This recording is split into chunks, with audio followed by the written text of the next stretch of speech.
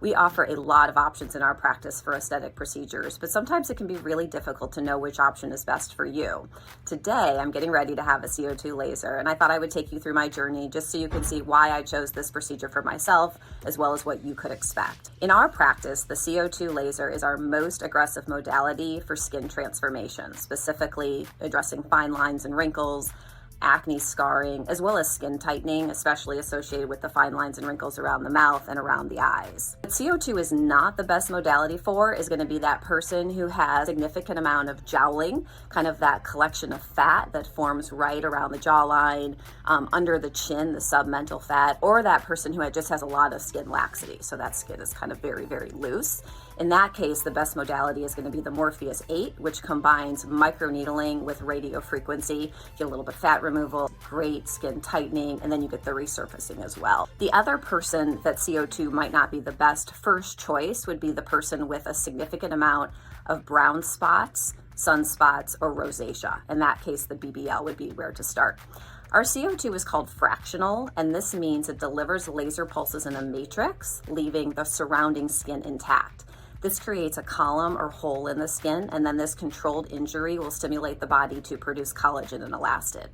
In addition, the hole creates the perfect delivery system to infuse growth factors. By leaving some of the skin intact, this speeds the process of healing and creates less downtime than a traditional CO2 laser. I mentioned infusing growth factors, and this is an add-on option for a lot of our office procedures. I will be adding on growth factors today, not only to give me better results, but I will also heal faster and decrease my downtime. In addition to adding on growth factors, the second thing I'm going to do to improve my results is to use science-based post-procedure products.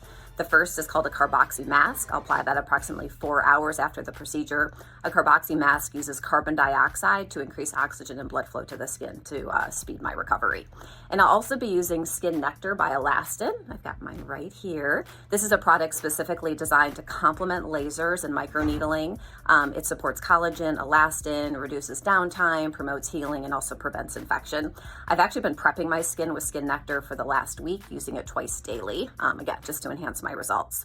So I do a lot for my skin. Botox, I've done a little bit of filler. I love Sculptra. It really helped me to get some more volume back in my temples and my mid-face. But genetically, I've got that heavier upper eyelid. I get a lot of wrinkles around my eyes, and then I'm starting to notice those wrinkles around my mouth as well. So for me, CO2 is going to be the best thing that can possibly address that, because as of now, I'm still not noticing a ton of this. And so I don't need so much skin tightening that I would be disappointed with the CO2. Stay tuned as I take you through my actual procedure and my healing.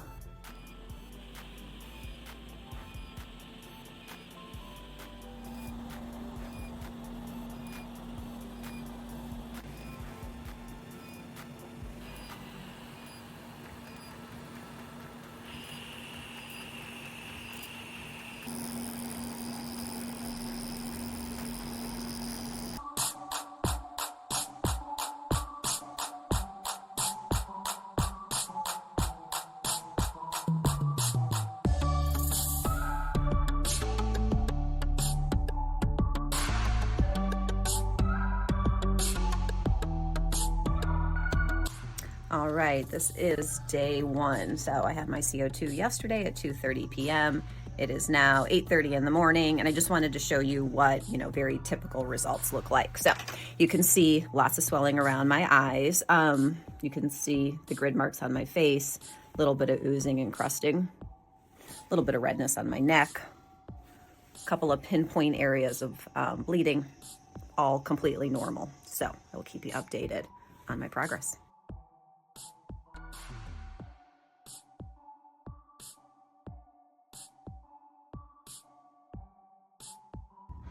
I am currently on day 3. You can see I'm starting to look like myself again. A lot less swelling here and around my eyes. I was still actually pretty swollen when I woke up this morning, but it's almost gone, you can tell. Really red, grid marks, lots of crusting, flaking. Do your best not to pick at it. But yeah, this is kind of typical day 3, healing well. It's day number 4. Best day in terms of swelling. So you can still notice swelling when I smile, but I would say this is the first day I woke up and didn't have swelling around my eyes.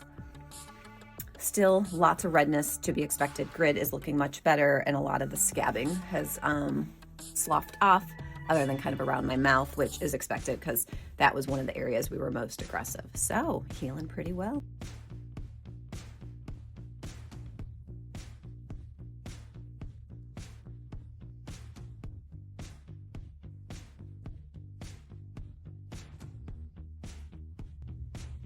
I am 6 weeks post my CO2 procedure, and I just wanted to share a few things I learned along the way. I'm completely healed now. I do have makeup on this morning. We will also post my post-procedure makeup-free pictures. But I wanted to point out, even after your skin is healed, it is totally normal to have redness, even areas of hyperpigmentation, especially in the areas that more aggressive treatments were done, a little bit of swelling, and even some acne breakouts. I tend not to get acne at this stage in my life, but I even had some breakouts kind of in my lower face. Number 2 is just how important it is to protect against the sun. I had my treatment done in February. We don't get a ton of sun in Cincinnati then, but there were even some days that it was just a good reminder. Always wear sunscreen, even on cloudy days, and I always had my hat with me as well. The third was just how important it was to have the right products during my recovery. So the first week is rough. Your skin is peely, it is oozing, it is crusty. For me, Aquaphor was fine in kind of the more oozy areas, but I really was happy to have other things to put on my face. And so the 2 things I used were the elastin regenerating nectar.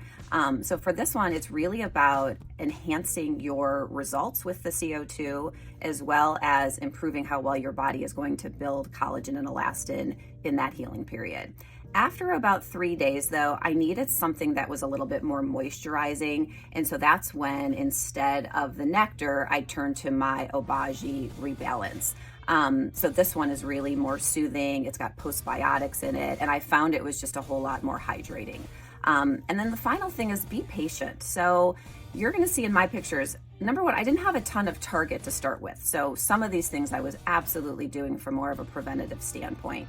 But it's going to take 4 to 6 months before I see full results.